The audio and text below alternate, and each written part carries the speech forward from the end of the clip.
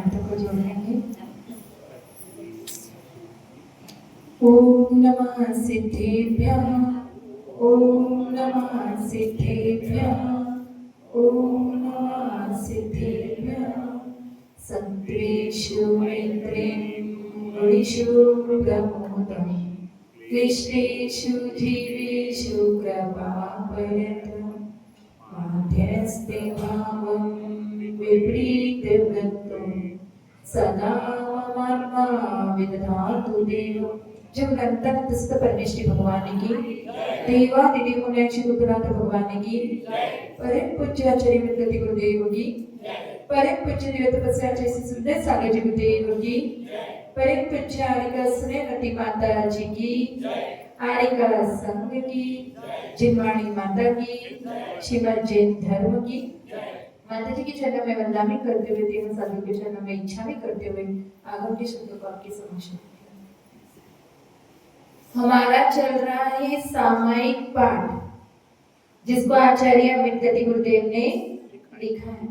आज अपन एक कदम और आगे बढ़ेंगे। तो शुरू करते हैं। जैसे अभी माता जी ने बताया भूमिका, अगर भूमिका नहीं बोलेंगे तो समझ में नहीं आएगा क्या बता रहे। तो कोई भूमिका अपन भी शुरू करते हैं कि जो सामायिक में बैठने वाला जीव है, साधक है, वो क्या करता है? वो योगी, वो साधक, और जो गृहस्थ होता है वो ये सब क्यों सामायिक में बैठते हैं? जो साधक होता है उसकी इच्छा रहती है कि वो परमात्मा बने। जो एक योगी होता है उसकी इच्छा होती है कि उसको सुख की प्राप्ति हो, और जो गृहस्थ श्रावक होता है उसकी इच्छा होती है कि मुझे शांति की प्राप्ति हो। तो ये सुख, शांति और आनंद की प्राप्ति के लिए वो प्रयत्नशील रहता है। तो आचार्य देव कहते हैं कि तुम उसके लिए प्रयत्न रहते हो, तो तुम्हें सुख, शांति और आनंद कैसे मिलेगा? जब समीचीन पथ पर अपना पग आगे बढ़ाओगे, जब समीचीन पथ पर चलोगे, क्योंकि सिर्फ चाहने से कुछ भी होता नहीं है। जैसे भूख लग रही है, प्यास लग रही है, बोलते रहोगे तो क्या आपकी भूख और प्यास मिट जाएगी? नहीं, उसके लिए हमें पुरुषार्थ करना पड़ेगा, उद्यम करना पड़ेगा, रोटी बनानी पड़ेगी, उसे खाएंगे तो ही हमारी भूख मिटने वाली है। उसी प्रकार से शांति, सुख और आनंद की प्राप्ति के लिए हमें समीचीन पथ पर चलना पड़ेगा, सही दिशा की ओर बढ़ना पड़ेगा, तभी हमें ये सब कुछ प्राप्त होंगे। सिर्फ चाहने से कुछ भी होने वाला नहीं। तो आगे के श्लोक में यही बता रहे हैं कि किसको तुम्हें चाहना है और किसे तुम्हें छोड़ना है। तो पढ़ते हैं।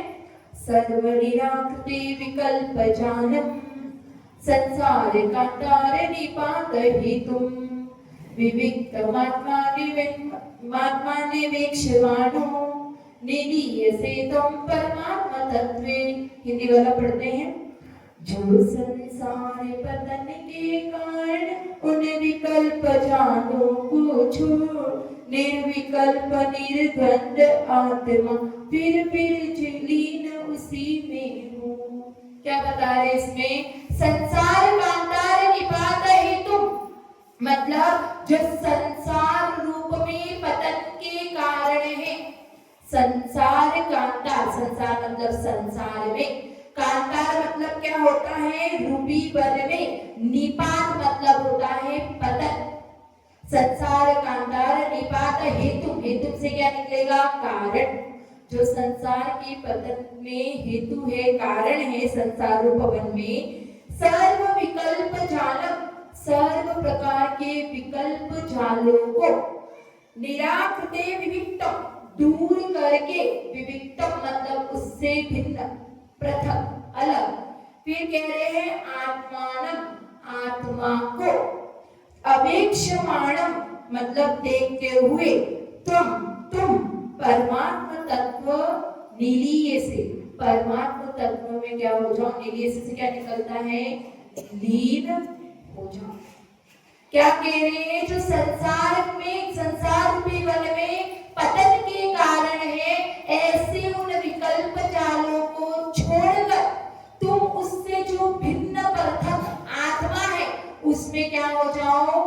लीन हो जाओ।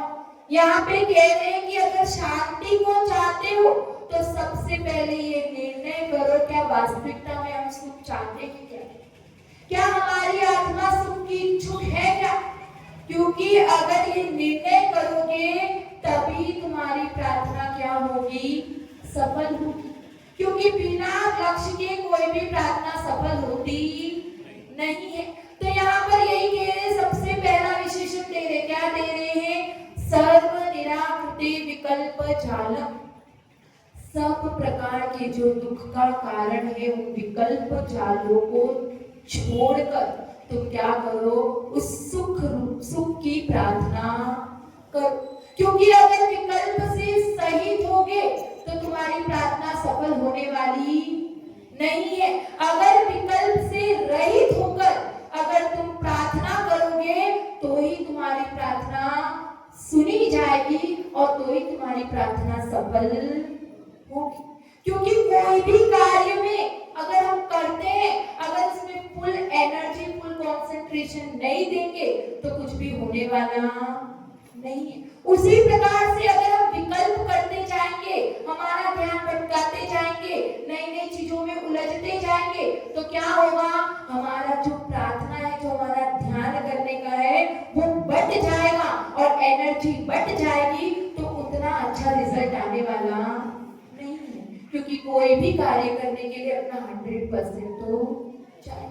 इसलिए आचार्य देव यहाँ पर इस श्लोक के माध्यम से कह रहे हैं कि अगर तुम्हें अपनी प्रार्थना स्वीकार करवानी है, अगर तुम्हारी प्रार्थना परमात्मा तक पहुंचानी है तो विकल्प को छोड़ना पड़ेगा। क्योंकि जिसको जो भाषा समझ में आती है उसी में उसको समझाएंगे, सुनाएंगे तो उसको समझ में आएगा। अगर यहाँ पर कोई कन्नड़ का व्यक्ति, उसे हिंदी आती ही नहीं है तो क्या हम जो बोल रहे हैं वो उसे समझ में आने वाला है?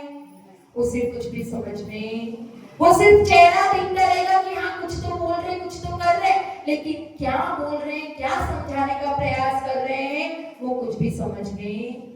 उसी प्रकार से जो परमात्मा है वो प्रार्थना सुनता है। तो कैसे सुनता है? अगर विकल्प से रहित होकर प्रार्थना करोगे तो वो सुनेगा।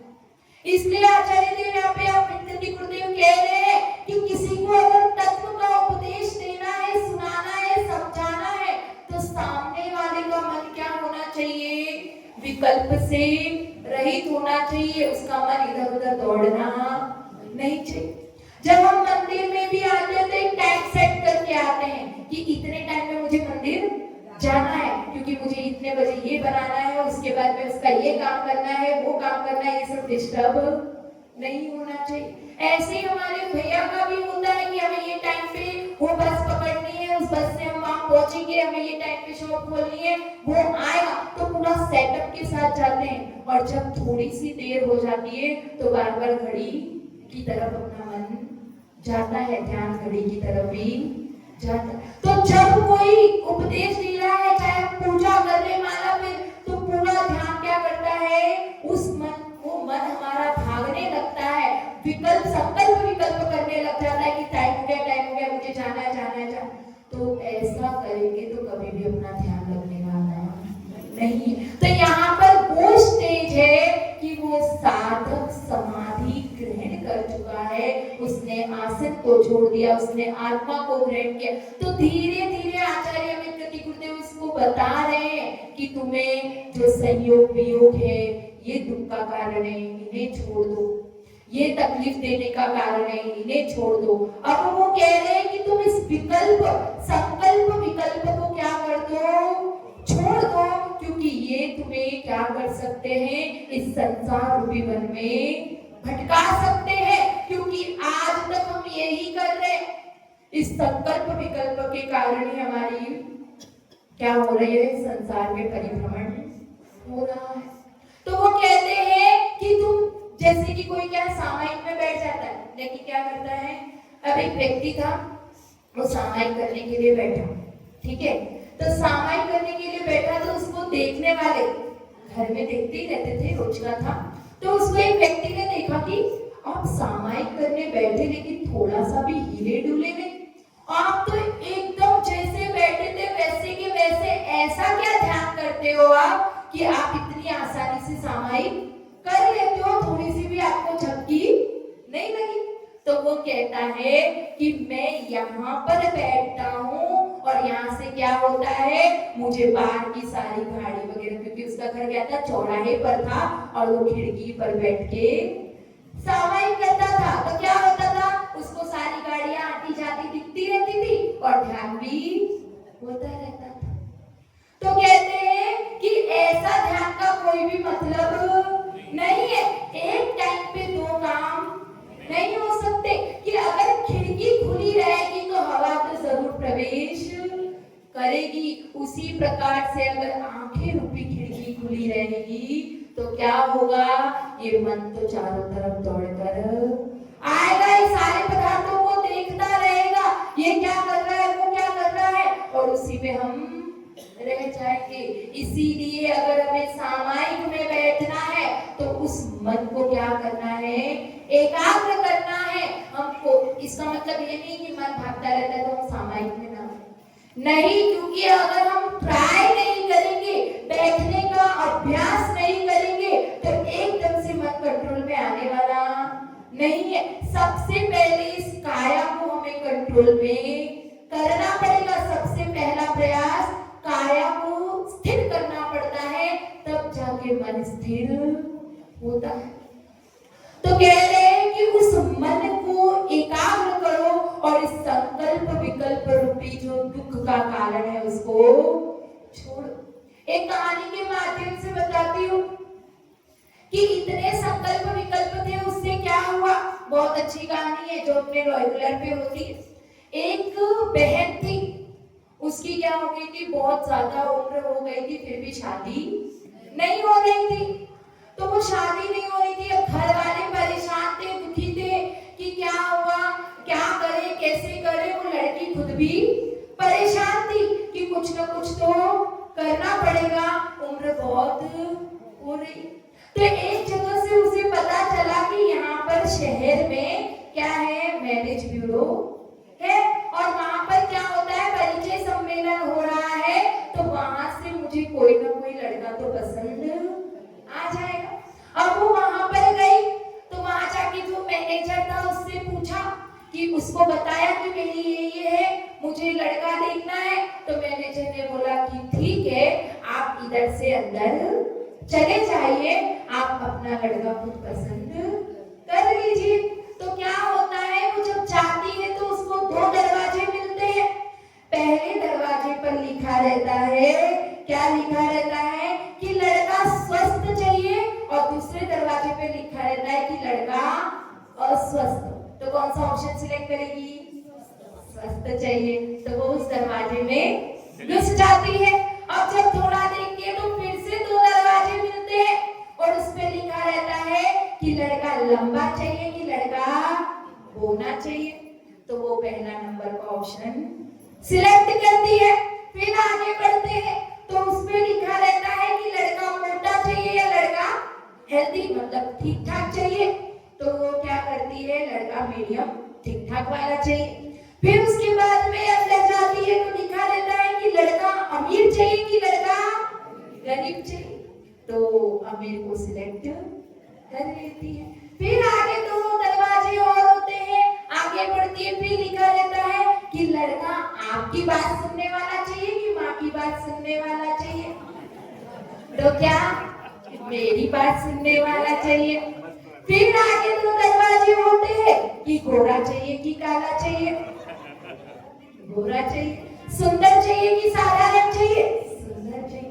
ऐसे करते करते वो उस दरवाजे में घुसती जाती है और जब अंतिम दरवाजे पे पहुंचती है, वहां खुलकर देखती है तो सामने एक बड़ा सा दर्पण लगा रहता है और उसमें क्या लिखा रहता है कि सबसे पहले अपने चेहरे को देख लो, तुम्हारी इच्छाएं बहुत ज्यादा है। क्या उस इच्छाओं की पूर्ति के लिए तुम्हारा वैसा चेहरा है कि नहीं। तो ये संकल्प विकल्प जब क्या होता है, आचार्य देव भी हमें इस माध्यम से यही समझा रहे। क्या समझा रहे हैं कि अगर तुम परमात्मा बनना